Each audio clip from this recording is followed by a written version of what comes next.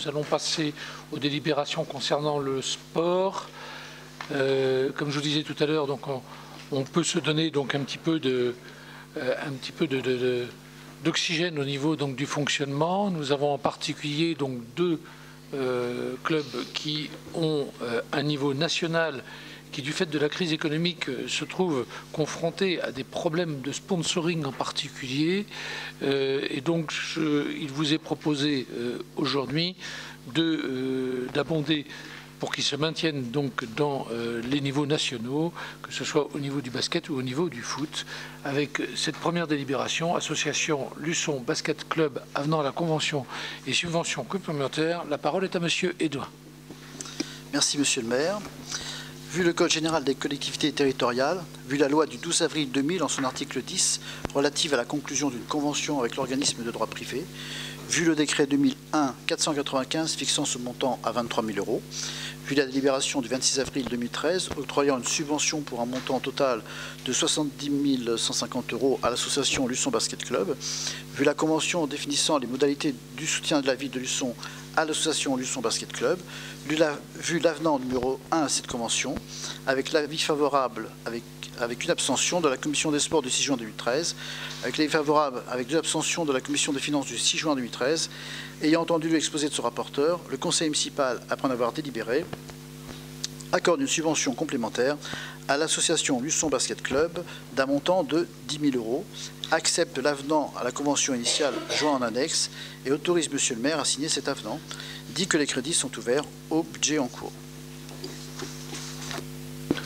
Voilà, avez-vous des remarques ou des questions? Oui, Monsieur Demy. Oui, je ferai une remarque simplement et qui va concerner les deux subventions. Je ne ferai pas la même intervention pour le foot après. Je crois qu'on est conscient de l'intérêt pour la collectivité d'abonder et de soutenir les clubs sportifs concernés à Luçon. On est conscient aussi de ce que ça représente en termes de finances pour la ville et que c'est quand même pas négligeable ce qui est mis cette année au niveau de ces clubs. Bien évidemment, ils ont mérité sur le terrain le fait de jouer à ce niveau-là. Il serait peut-être bon aussi que les fédérations nationales aient une réflexion par rapport à ce qu'elles imposent au niveau des clubs et ce que ça implique comme budget derrière, car que ce soit le budget de la ville, que ce soit le budget des sponsors, comme vous venez de l'indiquer, ils ne sont pas extensibles et aujourd'hui, on n'a jamais vu ces équilibres budgétaires revus à la baisse pour les clubs concernés par les fédérations. Il faudrait aussi avoir un petit peu de réalité sur ce terrain-là, parce que si l'ensemble des clubs avaient le même type de soucis et de demandes sur la ville, je ne sais pas comment on ferait. Vous non plus, j'en suis certain. Là, bon, il y a une opportunité pour le club de foot qui, pour la première fois, va jouer à ce niveau-là. Le basket, on en bénéficie un peu en contrepartie. Maintenant, c'est quelque chose qui, à mon avis, sera difficile à pérenniser à tel niveau de financement, que ce soit pour les collectivités ou pour les partenaires privés. Donc il y a certainement une réflexion à avoir sur ce terrain-là. Maintenant, bon, a priori, il n'y a pas de souci pour la continuité au niveau du basket. J'ai cru savoir aujourd'hui, par l'intermédiaire de mon collègue Loïc, que la DNCG avait émis un avis favorable pour le foot, sous réserve d'encadrement des salaires. C'est exact, hein, ça a été confirmé cet après-midi. À 17 h, apparemment, d'après ce que m'a dit Loïc. Donc, on aurait mauvaise grâce à ne pas assumer la part correspondante de la ville pour leur permettre ce challenge. Mais je crois qu'il y a une vraie réflexion à avoir globale, que ce soit au niveau des fédérations, que ce soit au niveau des collectivités. Quand on parle du financement par la ville de Luçon, je l'avais déjà évoqué la dernière fois, ça concerne aussi l'ensemble du territoire et il sera important d'avoir une discussion avec les communes et les partenaires de la communauté de communes notamment, pour répartir peut-être un peu plus équitablement la charge d'un club qui rayonne sur l'ensemble d'un territoire et pas seulement sur une ville. Alors nous avons déjà eu ce type de discussion la dernière fois. On sait que nous sommes parfaitement en face sur cette vision. Hein. Je trouve que ce qui est imposé aujourd'hui donc par les fédérations nationales frise quelquefois le déraisonnable par rapport donc aux capacités des collectivités. D'ailleurs, on voit un petit peu ce qu'il en est, c'est que vous avez certaines collectivités qui baissent les bras. Bon, on parle du foot, on a vu ce qui se passe encore à l'heure actuelle, hein, on a de déclassement. Dans le domaine du basket, c'est un petit peu moins sensible, mais on a aussi des soucis de cet ordre-là. Donc nous sommes parfaitement d'accord. Et bien sûr, je n'interviendrai pas derrière sur le football. D'abord, dire le fait qu'on est très heureux que le DNCG ait validé aujourd'hui cette montée en nationale donc de Luçon, que pour en avoir discuté avec les responsables du foot, quand ils font des inspections, c'est loin d'être quelque chose j'allais dire, de fait rapidement, hein. C'est très très approfondi, et ça va aussi dans le sens de la moralisation de l'argent donc qui est dépensé au niveau des clubs, et ça c'est une bonne chose. Mais je suis aussi d'accord que on nous demande quelquefois des choses qui sont quasiment impossibles à obtenir pour des collectivités donc d'une certaine taille. Et la discussion auprès de nos collègues de la communauté de communes, c'est à l'évidence quelque chose donc qu'il faudra avoir donc en temps opportun. Voilà. Donc on est parfaitement en phase donc là-dessus. Avez-vous d'autres remarques? Non, donc je le soumets à votre vote. Je pense que Madame Robin ne prendra pas part au vote. D'accord, donc y a-t-il des gens qui sont contre, qui s'abstiennent? Non, là on est sur le basket là. Oui. Donc y a-t-il des gens qui sont contre, qui s'abstiennent, qui est pour? Voilà, donc à l'unanimité, Madame Robin ne prenant pas part au vote, nous allons maintenant parler du foot. Et la parole est à Monsieur Edouin. Voilà, donc il s'agit du même genre de délibération. Vu le Code général des collectivités territoriales, vu la loi du 12 avril 2000 en son article 10 relative à la conclusion d'une convention avec l'organisme de droit privé, vu le décret 2001-495 fixant ce montant à 23 000 €, vu la délibération en date du 26 avril 2013 octroyant une subvention pour un montant total de 85 250 € à l'association Vendée Luçon Football, vu la convention définissant les modalités du soutien de la ville de Luçon à l'association Vendée Luçon Football, vu l'avenant numéro 1 à cette convention, vu l'avis favorable avec une abstention de la commission des sports du 6 juin 2013, vu l'avis favorable avec 2 abstentions de la commission des finances du 6 juin 2013, ayant entendu l'exposé de son rapporteur, le conseil municipal, après en avoir délibéré, accorde une subvention complémentaire à l'association Vendée Luçon Football d'un montant de 75 000 €, accepte l'avenant de la convention initiale joint en annexe, autorise Monsieur le maire à signer cet avenant et dit que les crédits sont ouverts au budget en cours. Des remarques ou des questions? Non, donc je le soumets à votre vote. Y a-t-il des gens qui sont contre? Qui s'abstiennent? Qui est pour? D'accord, on notera que Madame Reculot, qui vote, voilà, ne prendra pas part au vote. Je vous remercie. Donc, on va parler aux frais de scolarité pour l'accueil des enfants des communes voisines dans les écoles primaires, que je vais traiter dans l'absence donc de Madame Reculot. Il s'agit tout simplement dans l'esprit de dire qu'une commune qui n'a pas d'équipement scolaire n'est pas pour autant libérée de son obligation d'offrir et de donner la possibilité aux enfants donc de suivre une scolarité normale dans le domaine du primaire et de l'élémentaire. Et donc à ce moment-là, ils viennent aider tout simplement la collectivité qui les reçoit à leur place, donc d'un point de vue financier, pour tout simplement financer l'éducation des enfants dans leur commune. Donc c'est quelque chose qu'on prend, une délibération qu'on prend régulièrement. Vous me passerez les lois, etc.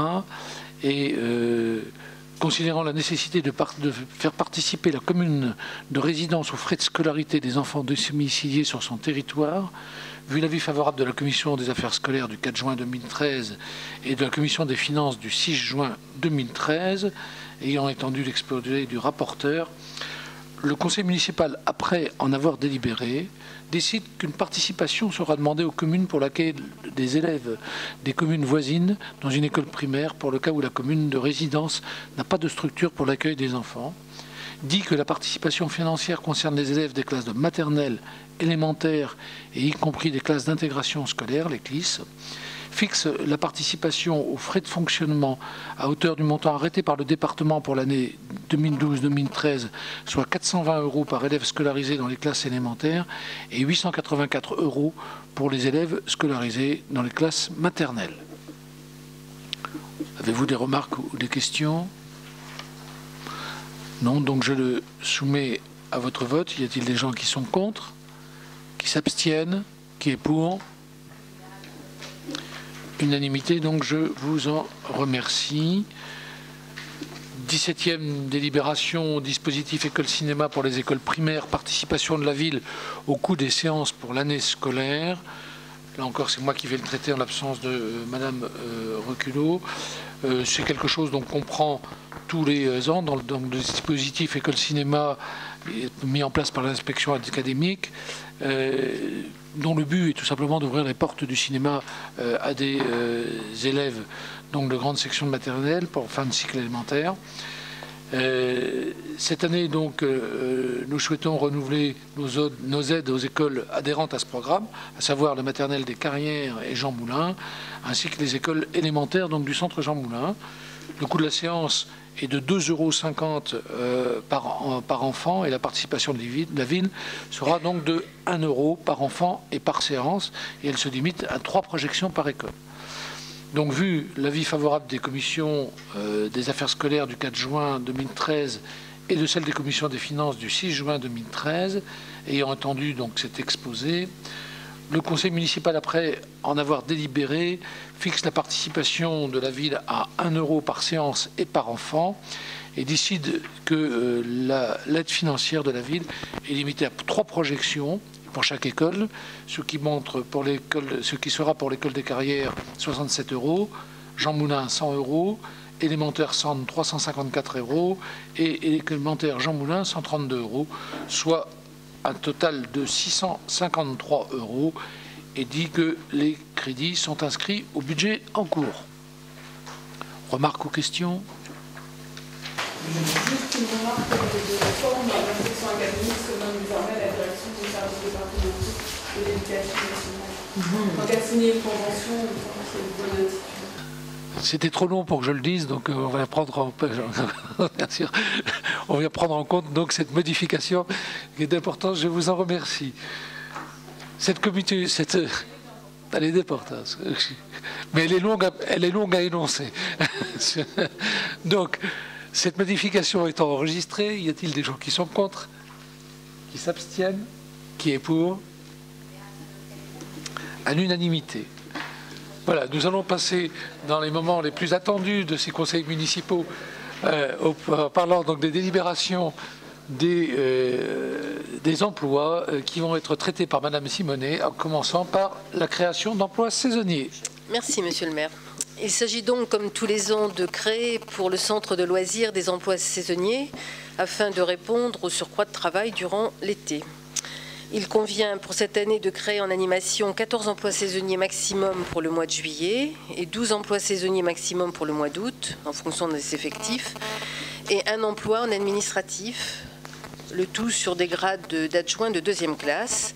Vu l'avis favorable de la commission des finances, ayant entendu l'exposé de son rapporteur, le conseil municipal, après en avoir délibéré, crée des emplois saisonniers, autorise monsieur le maire ou moi-même à signer les arrêtés ou contrats de recrutement correspondants, dit que les crédits nécessaires à la rémunération et aux charges des agents nommés dans les emplois ci-dessus créés seront inscrits au budget chapitre 012.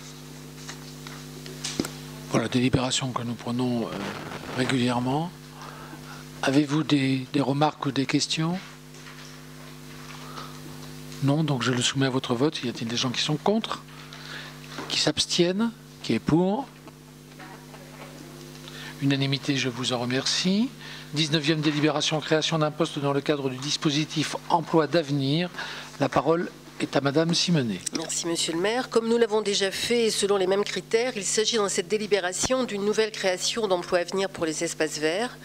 Vu l'avis favorable de la Commission des finances du 6 juin 2013, ayant entendu l'exposé de son rapporteur, le Conseil municipal, après en avoir délibéré, crée un emploi à venir à temps complet pour intégrer le service des espaces verts pour acquérir des qualifications en rapport avec les fonctions exercées. Donc c'est en CDD sur 3 ans. Et autorise Monsieur le maire ou moi-même à signer les contrats, documents et pièces relatives à ces recrutements, inscrits au budget les crédits correspondants.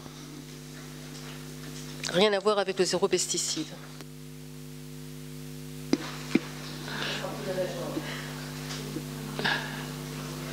Avez-vous des remarques ou des questions? Non, donc je le soumets à votre vote. Y a-t-il des gens qui sont contre? Qui s'abstiennent? Qui est pour? Unanimité, donc je vous en remercie.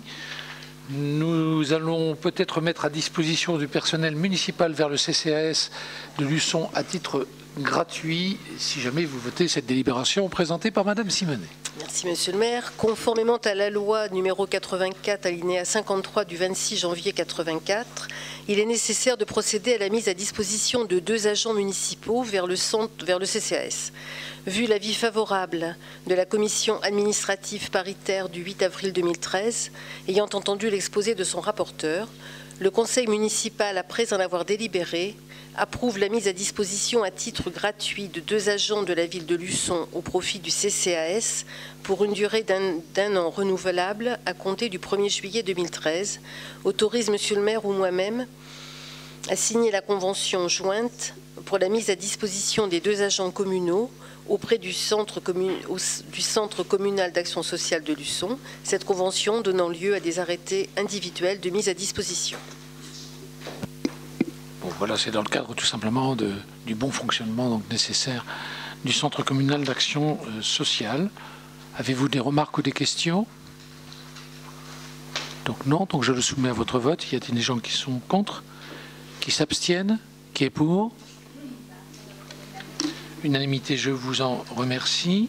21e délibération, modification du tableau des effectifs. La parole est à Madame Simonet. Merci, Monsieur le maire. Délibération habituelle refermant les postes vacants suite aux nominations et en créant un autre poste oublié. Vu l'avis favorable du comité technique paritaire... et de plus, il s'agit de compenser le départ à la retraite de 4 agents et donc de modifier le temps de travail de 3 agents qui passeront à temps plein. Vu l'avis favorable du comité technique paritaire et de la commission des finances, ayant entendu l'exposé de son rapporteur, le conseil municipal, après en avoir délibéré, crée un poste d'adjoint technique principal de première classe, accepte l'augmentation du temps de travail de 32, 64, 35e à 35, 35e hebdomadaire pour 3 adjoints techniques de 2e classe à compter du 1er septembre 2013, approuve le tableau des effectifs joint en annexe, dit que les crédits nécessaires seront inscrits au chapitre 012 du budget, charge Monsieur le maire ou moi-même de la mise en œuvre de cette décision. Remarques ou questions? Non, donc je le soumets à votre vote. Y a-t-il des gens qui sont contre? Qui s'abstiennent? Qui est pour? Unanimité, je vous en remercie. 22e délibération, organisation du travail, dérogation du temps de repos quotidien. La parole est à Madame Simonet. Merci, Monsieur le maire. Le décret du 25 août 2000 relatif à l'aménagement et à la réduction du temps de travail dans la fonction publique de l'État et dont les dispositifs ont été transposés dans la fonction publique territoriale par le décret numéro 2001 alinéa 623 du 12 juillet 2001 fixe les garanties minimales en matière d'organisation du travail. La loi prévoit ainsi un repos quotidien de 11 heures entre la fin de travail et la reprise. Certains agents, de manière ponctuelle, sont dans l'obligation de déroger à cette règle. La dérogation a été initialement demandée par la police municipale, mais d'autres services étant concernés, il est proposé de donner une portée générale à cette dérogation. Vu l'avis favorable du comité technique paritaire réuni le 14 mai 2013, ayant entendu l'exposé de son rapporteur, le conseil municipal, après en avoir délibéré, adopte la possibilité de déroger au temps de repos quotidien pour une période limitée et lorsque les circonstances exceptionnelles le justifient.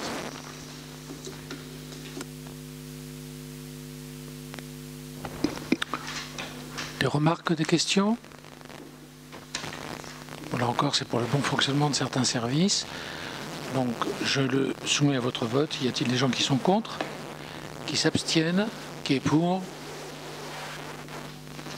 À l'unanimité. Nous allons passer maintenant à la 23e délibération, qui est une approbation donc, du nombre de représentants à la communauté de communes donc du Pays et de la Mer. Je vous dis tout de suite pourquoi on la prend, alors qu'elle va être modifiée donc très prochainement. C'est que vous avez, vous le savez, le Conseil d'État qui a rendu son verdict au point de vue de la demande de dérogation de Chanay et qu'il l'a refusé. Et donc Chanay va intégrer au 1er janvier de l'année prochaine donc la communauté de communes du Pays et de la Mer. Ce qui fait que ce qu'on va présenter aujourd'hui et qui est la représentativité des communes jusqu'au 1er janvier 2014 va bien sûr être obsolète donc très prochainement et nous allons être obligés donc de prendre une délibération avant fin juillet différente de celle-ci pour la période du 1er juillet du 1er janvier 2014 jusqu'aux prochaines élections. Mais il a été décidé avec la communauté de communes de prendre quand même cette délibération aujourd'hui pour une raison qui est simple, c'est que nous demandons une dérogation par rapport à ce qui est la loi pure et simple et que le fait que Luçon ne se soit pas exprimé sur ce fait pourrait être considéré comme une non-adoption par la commune donc, de cette règle. Et à ce moment-là, la loi s'appliquerait purement et simplement donc, au détriment des décisions qui ont été prises en commun donc, par la communauté de communes. Alors, on va faire, vous devez avoir un petit tableau qui va apparaître à l'écran et qui est en fait, si vous voulez, la manière dont on calcule, donc si vous voulez, ce à quoi nous sommes arrivés. En fait, si jamais on prend la situation actuelle, alors vous voyez apparaître Chanay, hein, c'est parce que si jamais on prenait des textes à l'heure actuelle, de la communauté de communes, eh bien il y aurait une application pure et simple donc de ce que vous avez au tableau. Vous avez donc Luçon qui a 8 représentants, la Tranche 5, l'Aiguillon 5, Saint-Michel 5, la Faute 4, Trieste 4, Grue 4, les Magny-de-Régnier 4, l'Héroux 4, Chanay 4 et Saint-Denis-du-Péray 3, ce qui faisait 50 personnes autour de la table. Vous imaginez que c'est très difficile de gérer donc, ce genre de représentativité. En plus, la loi impose donc un nombre de représentants en fonction du nombre d'habitants qui existent donc dans les communautés de communes, qui habitent les communautés de communes. Nous sommes donc dans la tranche de 20 000 à 29 999 habitants. Si on appliquait la proportionnalité telle qu'elle est décrite par la loi, la ville donc, de Luçon, vous voyez, on aurait 15 représentants, mais surtout, vous auriez 2 communes, Chanay et Saint-Denis-du-Péray, qui n'auraient pas du tout de représentants. Or, la loi dit qu'il faut au moins un représentant donc, par commune. Et les Roues non plus, d'ailleurs. Donc, ce qui fait qu'au lieu d'avoir 30 représentants, on passe à 33 représentants. Et on peut avoir 25% de plus donc, de représentants, tout simplement pour rééquilibrer en fonction de la demande donc, qui est faite par les différentes communes. Alors, je vous explique un petit peu ce qu'il en est. Il nous a semblé que demander à des petites communes donc d'avoir un seul représentant était quelque chose d'inapplicable pour ces communes. Vous imaginez que le conseiller municipal qui va se retrouver, ou le maire qui va se retrouver donc comme représentant, devrait être présent à toutes les commissions de la communauté de communes, plus le travail qu'il a à faire dans sa commune. Là, c'est déraisonnable, c'est difficile donc d'y arriver. Donc, on a opté pour le fait qu'il y ait au moins 2 représentants donc, pour les représentants donc, dans les petites communes. Ce que vous voyez au niveau de Trièze, de Grue, de Saint-Denis-du-Perret et de Léroux. Pourquoi les Manilles 3? Tout simplement, c'est du fait de sa proximité avec Luçon et donc le fait que vous ayez une représentativité plus près de la ville-centre qui soit un peu plus importante, donc a été demandé par le bureau et donc accepté. Du coup, il faut arriver à rééquilibrer donc par rapport aux autres villes, ce qui fait donc que la ville de Luçon diminuerait donc sa représentativité de 4 au profit des petites communes.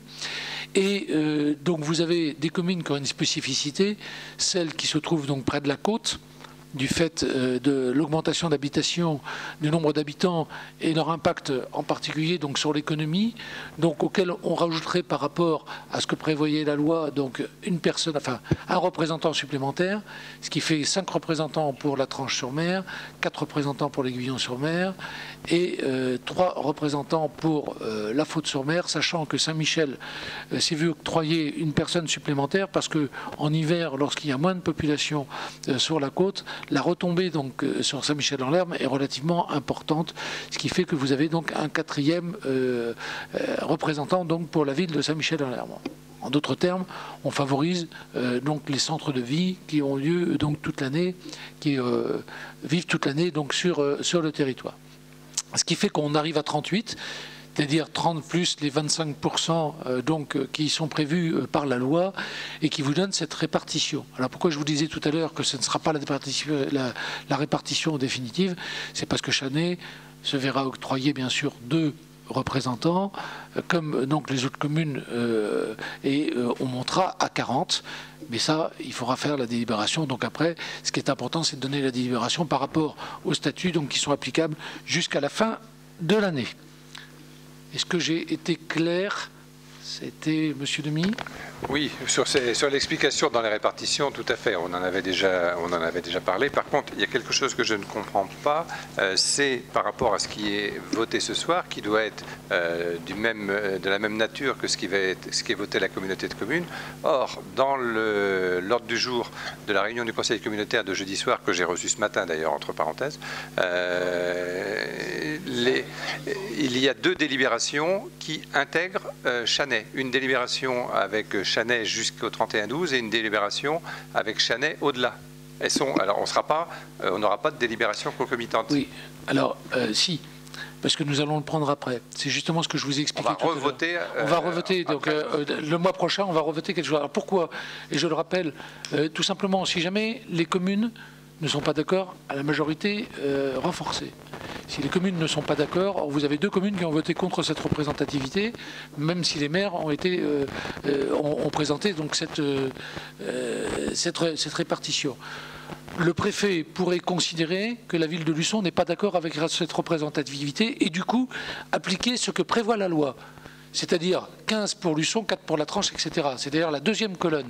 Ce qu'on veut éviter, puisque à ce moment-là, ça bouleverserait complètement ce qui a été... donc c'est vrai qu'à la limite, on pourrait très bien ne pas délibérer. C'est tout simplement par prudence pour que le préfet ne soit pas en mesure de pouvoir dire j'impose ce qui a été donné par le texte, puisque la ville de Luçon ne l'a pas voté. Et donc à la majorité qualifiée, on prendrait ce risque. C'est tout simplement pour ne pas prendre le risque. Mais vous avez raison, dans un mois, on va voter une délibération qui va être concomitante par rapport à celle qui va être prise donc par la communauté de communes du Pays Uné de la Mer dans quelques jours, mais qui concerne uniquement la représentativité à partir du 1er janvier 2014, alors que là nous sommes jusqu'à la fin de l'année. Voilà, donc c'est un petit peu compliqué, mais c'est tout simplement pour éviter qu'il y ait une incompréhension ou une application. Donc ce qui ne serait pas voulu par le Conseil communautaire, donc par les autorités donc de tutelle, tout simplement. Hein. Je reconnais la complexité du phénomène. Je reconnais aussi la réception tardive des papiers de la communauté de communes que moi-même j'ai reçus par mail quelques heures avant vous. Voilà. D'autres questions ou remarques? Non. Donc ça donne une délibération, donc si vous m'autorisez à passer donc sur toutes les lois, dire nous sommes d'accord sur une répartition donc de 38 sièges, que cette répartition étant de la compétence des conseillers municipaux exercée à la majorité qualifiée régissant le droit communautaire. Je vous invite donc à en décider et approuver donc le nombre de la répartition des nombres de délégués communautaires de la communauté de communes du Pays Né de la Mer, tel que vous l'avez là. L'Aiguillon 4, La Faute 3, Grue 2, Luçon 11, Les Manilles 3, Saint-Denis-du-Péret 2, Les Roux 2, Saint-Michel 4, La Tranche-sur-Mer 5 et Trieste 2, soit 38. Et il est dit ainsi que cette nouvelle représentation, sous réserve de son approbation à la majorité qualifiée, prendra effet à compter du prochain renouvellement municipal. Voilà. Ça n'aura pas de réalité sur le terrain, nous sommes bien d'accord, mais ça évite tout simplement au préfet de prendre une décision autoritaire par rapport au texte brut de la loi. Y a-t-il des gens qui sont contre, qui s'abstiennent, qui est pour? Unanimité, donc je vous en remercie. Et nous arrivons donc à la dernière délibération de ce conseil municipal qui peut vous surprendre, mais en fait nous avons eu une remarque de la part de la préfecture qui nous demande de prendre cette délibération tout simplement pour mettre en forme le transport fait par la Luciole, et donc ceci va être traité par Monsieur Bonin. Merci Monsieur le maire. Oui, donc c'est une régularisation donc demandée par la préfecture du fait que l'on a donc un transport urbain sur la commune qui s'appelle, comme vous le savez tous, la Luciole. Donc la commune a mis en place il y a quelques années un service de transport en commun qui permet aux usagers de se déplacer sur le territoire communal. Considérant que la commune est donc de facto une autorité organisatrice de transport, considérant alors la nécessité de créer un périmètre de transport urbain, ayant entendu l'exposé de son rapporteur, le conseil municipal, après en avoir délibéré, décide donc de créer un périmètre de transport urbain qui correspond au territoire communal et autorise Monsieur le maire à demander à Monsieur le préfet de constater par arrêté la création de ce périmètre de transport urbain et autorise Monsieur le maire à signer tous les actes et les pièces relatifs à ce dossier. Voilà, jusqu'à maintenant, la préfecture avait avalisé la clause générale de compétence et la subsidiarité. Il nous demande de la finaliser par une délibération. Dont acte. Y a-t-il des gens qui sont contre? Qui s'abstiennent? Qui est pour? Unanimité, donc je vous en remercie. L'ordre du jour est épuisé et certains d'entre vous, je le vois aussi. Nous allons donc mettre fin à ce conseil municipal et je vous souhaite une bonne soirée à tous.